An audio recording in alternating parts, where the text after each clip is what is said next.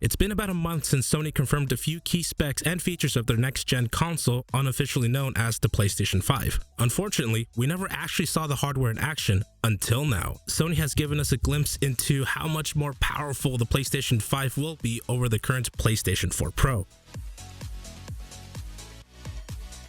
We all know the PlayStation 5 will be a gaming console beast with its upgraded graphics, processing power, and ability to play games at 4K and 8K resolution, respectively. I'm sure most games will be upscaled to 8K, but smaller indie games and non-graphically intensive games will run natively at 8K. Nonetheless, it's impressive to see what the power of a home console can be in the near future. For more details on this and other confirmed Sony specs and features of the PlayStation 5, check out my PS5 specs analysis video I made, where I go into much more detail about all the hardware specs. Link to that will be down in the video description below or in the top right corner of your screen. Now, one feature that Mark Cerny, the lead system architect for PlayStation 5, was really proud of was the insane leap in storage specs that have never before been seen in retail consoles. Cerny himself even described it as a true game changer. Now, the storage is going to be an ultra-fast SSD that could improve loadout times for games significantly due to its faster read speeds. Now, this insane storage speeds combined with the PlayStation 5 dev kit specs have shortened the load times of games by up to 19 times over the current PlayStation 4 Pro. It sounds impressive, and it did during their Wired.com interview, but not as impressive as actually seeing these speeds in action live. Now, this clip comes from the Wall Street Journal reporter Takashi Mochizuki, and sorry for the bad pronunciation, but he tweeted this footage of Sony demonstrating the speeds of the PlayStation 5 dev kit versus the PlayStation 4 Pro, and it should be noted that both consoles ran the exact same test at the same 4K resolution, so the only real variable is the hardware difference respectively between the PlayStation 4 Pro and the PlayStation 5 dev kit.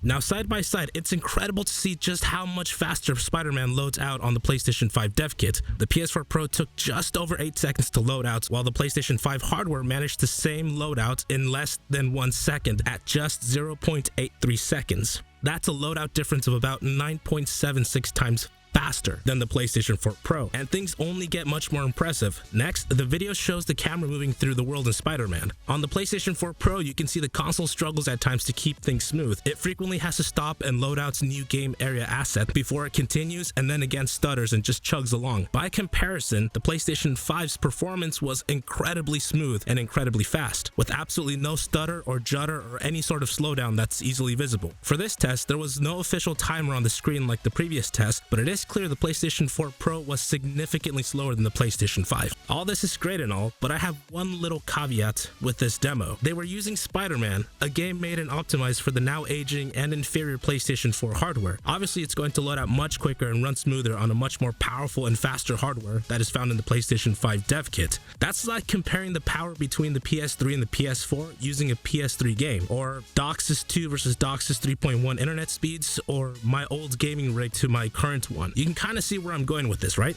Now, don't get me wrong, the test does do what it sets out to do, to show how, under an even playing field, so to speak, both consoles running the same game at the same resolution, performing the same test, the new hardware is going to be much more superior. It's clear to see the PlayStation 5 is going to be a gaming beast, at least on loadout times. But what I am saying is that I wouldn't necessarily consider this 100% definitive proof on how games developed specifically to wring every last drop of performance out of the PlayStation 5 hardware will run or load out in this case. Maybe with larger worlds and ray tracing and all the added high resolution assets and features, we should expect to see some form of loading time, and you know what? That's okay, because at the end of the day, we should expect much more immersive worlds, visuals, and features that could only be possible on this hardware, and running an extremely fast SSD is definitely one of the best ways to achieve this. There's no point in having all this raw power if your hard drive can't keep up.